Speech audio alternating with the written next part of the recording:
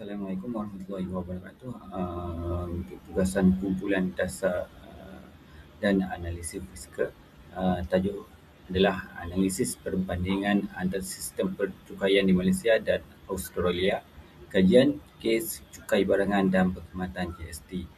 Saya kenalkan ahli kumpulan terdiri daripada Encik Zuhairi Zakaria, Encik Muhammad Al-Hadi bin Arif dan saya Muhammad Saifuddin bin Muhammad Yusof. Kita pergi kepada pengenalan, iaitu konsep dan kepentingan cukai. Cukai ini merupakan sumbangan wajib yang dikenakan oleh kerajaan ke atas individu atau entiti untuk membiayai perbelanjaan awam seperti pendidikan, kesihatan, keselamatan dan sebagainya. Hasil cukai ini memainkan peranan penting dalam memastikan kestabilan fiskal, dapat menyokong pelaksanaan dasar ekonomi dan sosial serta dapat mengurangkan ketidaksamaan pendapatan dalam masyarakat. Kita tengok latar belakang negara Malaysia, merupakan sebuah negara membangun di Asia Tenggara dengan ekonomi yang pelbagai, merangkumi sektor pembuatan, perkhidmatan, pertanian dan komoditi. Sistem cukai di Malaysia dikendalikan oleh Lembaga Hasil Dalam Negeri Malaysia. Bagi Australia pula merupakan sebuah negara maju dengan ekonomi yang stabil serta sistem kebajikan sosial yang komprehensif. Pentadbiran cukai diuruskan oleh Australian Taxation Office yang bertanggungjawab untuk memastikan cukai dan pematuhan undang-undang dalam percukaian. Okey, kita tengok sejarah dan perkembangan cukai pendapatan di Malaysia diperkenalkan melalui Income Tax 1967 dan diuruskan oleh Lembaga Hasil Dalam Negeri Malaysia (LHDN). Ia beralih kepada sistem taksiran sendiri pada tahun 2004 untuk memastikan kutipan cukai yang lebih efisien. Manakala di negara Australia, cukai pendapatan diperkenalkan pada tahun 1915 iaitu selepas Perang Dunia Pertama. Sistem cukai berkembang selepas Perang Dunia Kedua untuk memperkukuh kestabilan kewangan negara mereka dan diuruskan oleh Australian Taxation Office. Kita tengok definisi cukai pendapatan individu. Apa itu maksud cukai pendapatan individu? Ia bermaksud cukai yang dikenakan berdasarkan pendapatan individu yang diperoleh sepanjang tahun taksiran. Ia meliputi semua bentuk pendapatan termasuk gaji, upah, hasil perniagaan dan lain-lain. Cukai ini berfungsi untuk mengurangkan jurang pendapatan yang memastikan pemerataan ekonomi. Sistem percukaian boleh berubah mengikut perubahan ekonomi negara dan keperluan pembangunan negara. Pihak yang bertanggungjawab adalah LHDN untuk memproses dan menyemak deklarasi cukai pendapatan individu. Ia juga mengendalikan sistem e-filing untuk kemudahan pendaftaran dan pengisytiharan cukai. Setiap individu perlu mematuhi undang-undang cukai yang telah ditetapkan di bawah Income Tax Act 1967. Pentadbiran cukai melibatkan penguatkuasaan undang-undang bagi memastikan pematuhan. LHDN juga memberikan panduan dan bantuan untuk memudahkan pembayar cukai memenuhi kewajipan cukai mereka. Okey, apakah tujuan cukai? Tujuan cukai di Malaysia adalah untuk membantu negara membiayai perbelanjaan awam termasuk projek infrastruktur, pendidikan dan kesihatan. Cukai juga mengurangkan ketidaksamaan pendapatan dalam masyarakat melalui sistem cukai progresif. Cukai menggalakkan pertumbuhan ekonomi dengan membiayai sektor-sektor utama seperti pendidikan dan penyelidikan. Cukai juga digunakan untuk menampung kos perbelanjaan sosial yang berkaitan dengan bantuan kebajikan dan keselamatan sosial. Tujuan cukai di Australia pula digunakan untuk membiayai perbelanjaan sosial negara termasuk program kesihatan, pendidikan dan keselamatan sosial. Sistem cukai di Australia berfungsi untuk memastikan distribusi kekayaan yang lebih adil dengan mengenakan cukai progresif berdasarkan keupayaan individu untuk membayar. Ia juga menyediakan perkhidmatan awam yang berkualiti tinggi seperti pendidikan percuma di peringkat sekolah dan sokongan kesihatan awam. Dan yang terakhir adalah membiayai infrastruktur penting termasuk pengangkutan awam dan projek penyelenggaraan bandar. Assalamualaikum warahmatullahi wabarakatuh. Saya Muhammad Al-Hadi bin Arif, nombor metrik 297193.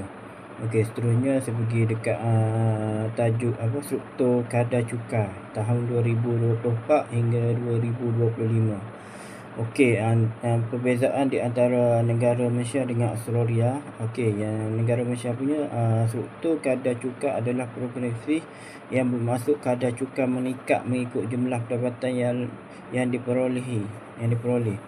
Okey, yang keduanya, individu dengan pendapatan di bawah 5,000 setahun tidak dikenakan cukai, memfokuskan bantuan kepada golongan pendapatan rendah.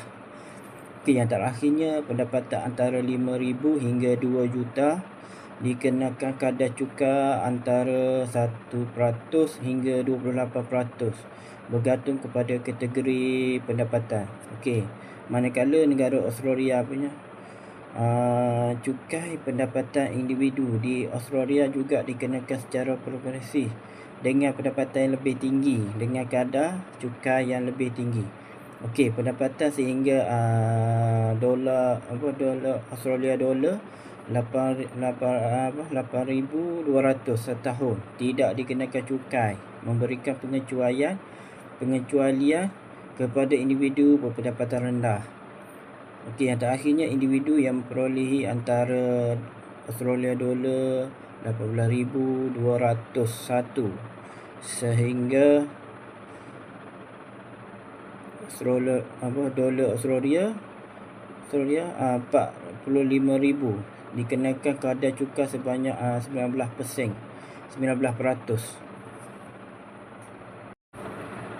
Okey, seterusnya kita pergi dekat trend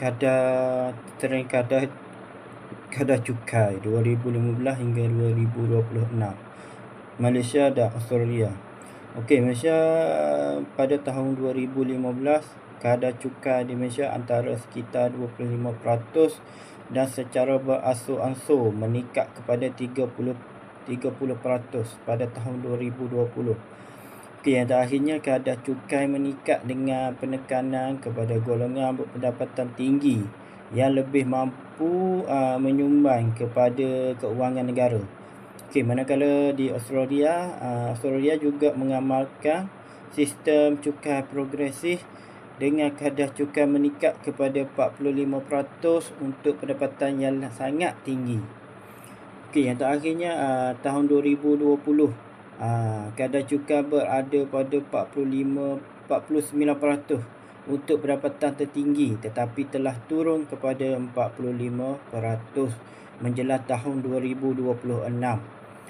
Okey, kat sebelah kanan ni inilah graf perbandingan lah. Okey.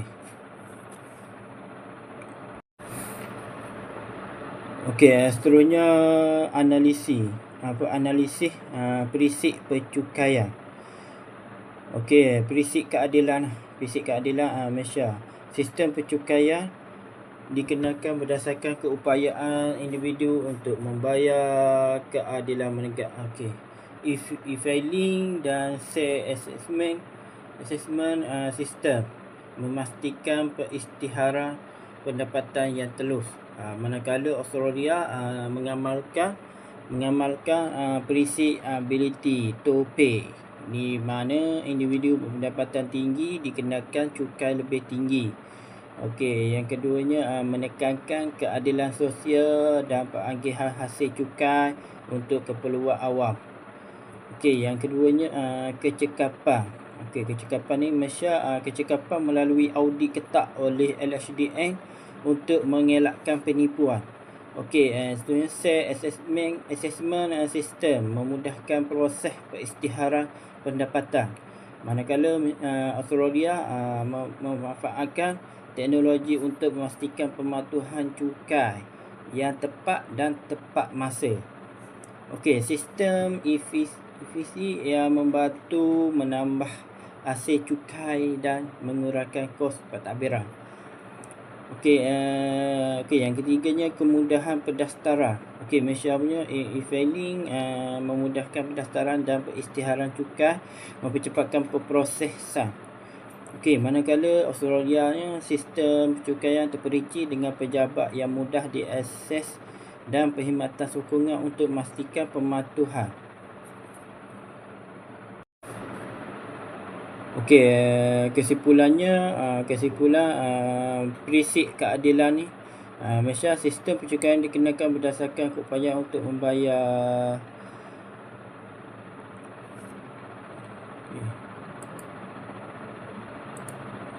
membayar keadilan menegak. E-filing dan assessment system memastikan pengisytiharan pendapatan yang telus. Manakala Australia mengamalkan Pre-Ability to Pay, di mana individu pendapatan tinggi dikenakan cukai lebih tinggi. Seterusnya kecekapan ni Malaysia, kecekapan melalui audit ketat oleh LHDN untuk mengelakkan penipuan. Assessment System memudahkan proses pengisytiharan pendapatan. Manakala Australia memanfaatkan teknologi untuk memastikan pematuhan cukai yang tepat dan tepat masa. Sistem efisien yang membantu menambahkan hasil cukai dan mengurangkan kos pentadbiran. Sebenarnya kemudahan pendaftarannya antara Malaysia dan Australia. Malaysia, e-filing memudahkan pendaftaran dan pengisytiharan cukai, mempercepatkan pemprosesan. Manakala Australia, sistem pencukaian terperinci dengan pejabat yang mudah diakses dan perkhidmatan sokongan untuk memastikan pematuhan.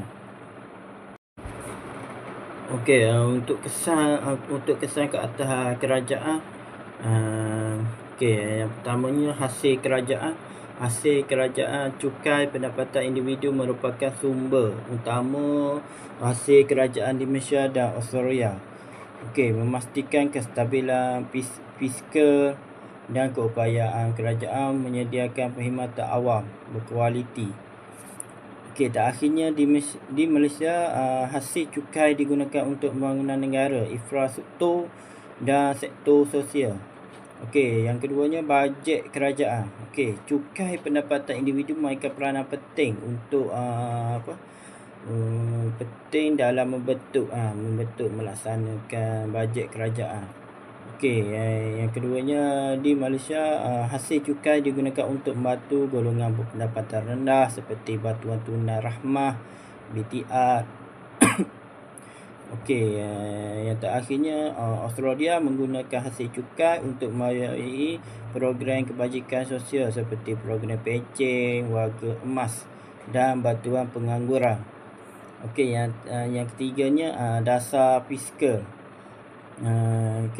Cukai pendapatan individu digunakan untuk menyokong pelaksanaan dasar fiskal yang bertujuan untuk menjaga keseimbangan keuangan negara. Di Malaysia, cukai digunakan untuk sektor pendidikan seperti perubatan dan infrastruktur. Manakala yang terakhirnya, di Australia, cukai digunakan untuk menyokong sistem kesihatan dan menyediakan perkhidmatan sosial yang penting.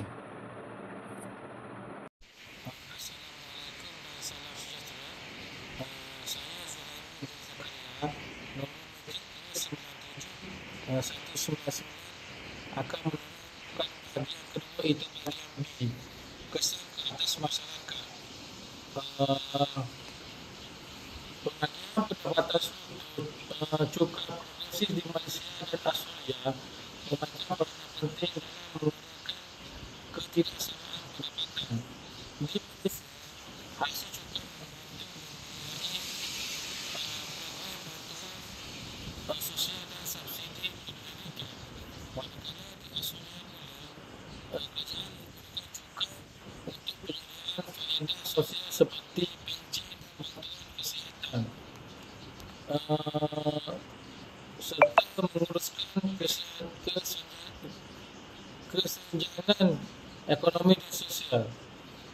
Tingkah laku ekonomi cukai pendapatan mempengaruhi tingkah laku ekonomi masyarakat seperti keputusan mengenai simpanan pada buku pelaburan dan perbelanjaan. Di Malaysia, cukai menggunakan ketidaksamaan dalam memberikan insentif kepada golongan berpendapatan rendah untuk menyumbang dan melanggar. Manakala di Australia pula, kerajaan menggalakkan simpanan persarian melalui sistem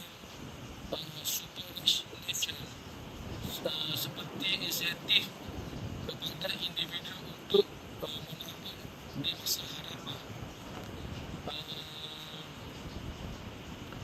Di Malaysia cukai digunakan untuk membina kebudayaan sekolah dan kesihatan bagi meningkatkan kualiti hidup rakyat. Di Australia pula, hasil cukai digunakan untuk program kesihatan seperti medical serta menurunkan kemiskinan, meningkatkan kualiti sosial. Antara kesan pengelakkan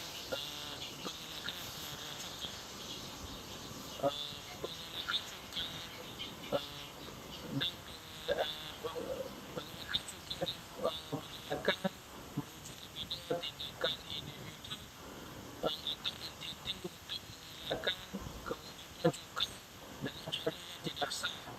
Di LSDN atau lembaga hasil dalam negeri berperanan penting dalam memastikan kepematuan melalui pengawasan yang ketat dan pengusaha sistem yang lebih cekap. Tindakan mengenai cukai memberi impak besar terhadap hasil kajian serta kestabilan fizikal. Pelarian cukai atau pelarian cukai berlaku apabila individu atau entiti memindahkan pendapatan atau kekayaan ke negara dengan cukai yang lebih rendah. Kedua, antara Malaysia atau Australia, kerjasama dan insentif antara Malaysia untuk menangani pelarian cukai melalui program seperti Automatic Exchange Information atau AEOI dan Business Erosion and Profit Shifting (EPFS). Langkah meningkatkan keluasan meningkatkan keterusan keuangan dan mengurangkan kehilangan cukai. Anggaran kerugian hasil pengelakkan dan pelarian cukai menyebabkan kerugian yang signifikan di kedua-dua negara. Di Malaysia, lembaga hasil LSDN dan agensi antarabangsa bekerjasama untuk mengurangkan kerugian ini dengan memberi fokus pada integriti sistem pencukaian. Serta di Australia juga, kerajaan Australia memperkenalkan langkah-langkah untuk memastikan pemetaan tinggi terhadap cukai dan mengurangkan kerugian hasil cukai. Kesan-kesan ke atas masyarakat, yang ada 3 kesan ke atas masyarakat di Malaysia dan di Australia. Pengurangan pendapatan serta provinsi di Malaysia dan Australia memainkan peranan penting dalam mengurangkan ketidaksamaan pendapatan. Di Malaysia, hasil cukai membantu membiayai program bantuan sosial sabdi pendidikan, manakala di Australia cukai digunakan untuk menyediakan faedah sosial seperti pencen dan bantuan kesihatan untuk mengurangkan kesenjangan ekonomi sosial. Tingkat laku ekonomi cukai pendapatan mempengaruhi ekonomi masyarakat seperti keputusan mengenai simpanan, pelaburan dan perbelanjaan. Di Malaysia, cukai membantu mengurangkan ketidaksamaan dengan memberi insentif kepada golongan yang berpendapatan rendah untuk menyimpan atau melabur.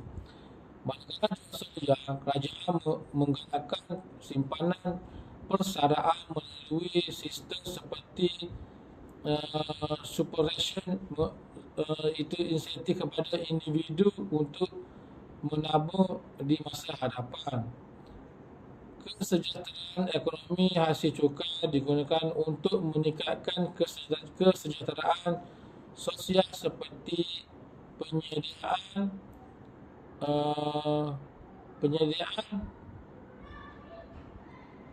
penyediaan kepada masyarakat di Australia. Hasil cukai digunakan untuk program kesihatan awam seperti Medicare serta untuk mengurangkan kemiskinan, meningkatkan mobiliti sosial. Itu data hasil daripada kajian itu antara tahun 2015 hingga 2026. Kat maksimal cukai di Malaysia iaitu cukai maksimal meningkat dari 25% pada tahun 2015 kepada 30% pada 2020 dan dijangka kekal stabil sehingga 2026. Di Australia pula, kadar cukai maksimal kekal pada 45% sepanjang tempoh tersebut untuk menunjukkan kestabilan fiskal dan mengekalkan kadar dan komitmen terhadap pembangunan sosial. Terus ini mencerminkan usaha kerajaan Malaysia dan untuk memperbaiki kestabilan cukai, sementara kerajaan Australia pula adalah mengekalkan kadar cukai lebih tinggi untuk memberi sosial yang lebih luas. Anggaran hasil cukai pendapatan individu di Malaysia, hasil cukai dari 27 bilion pada tahun 2015 meningkat kepada 40 bilion pada tahun 2020 di Malaysia 2040, tetapi menurun sedikit pada tahun 2020 akibat COVID pandemik. Hasil cukai meningkat secara konsisten dari Audi 195 bilion kepada AUD 310 bilion. Ini mencerminkan pertumbuhan ekonomi yang stabil dan kadar cukai yang lebih tinggi. Hasil ini memberi kedua negara menunjukkan kemajuan dalam pengurusan hasil cukai dan kestabilan fiskal ekonomi kedua-dua negara. Kesimpulan mengenai cukai di Malaysia dan Australia adalah ada beberapa implikasi cukai yang pertama memberi implikasi kepada kerajaan. Cukai pendapatan individu adalah sumber utama hasil untuk menyokong bajet dan dasar fizikal negara. Implikasi kesan kepada masyarakat, suatu cukai progresif membantu mengurangkan ketidaksamaan pendapatan dan meningkatkan kesejahteraan ekonomi. Yang ketiga, cabaran mengelakkan pelatihan cukai masih menjadi cabaran, namun kedua negara telah mengambil langkah proaktif untuk mengukur integriti sistem percukaian. Kesimpulan, cukai pendapatan individu merupakan instrumen penting dalam memastikan kestabilan fiskal dan pembangunan ekonomi yang mampan kepada negara.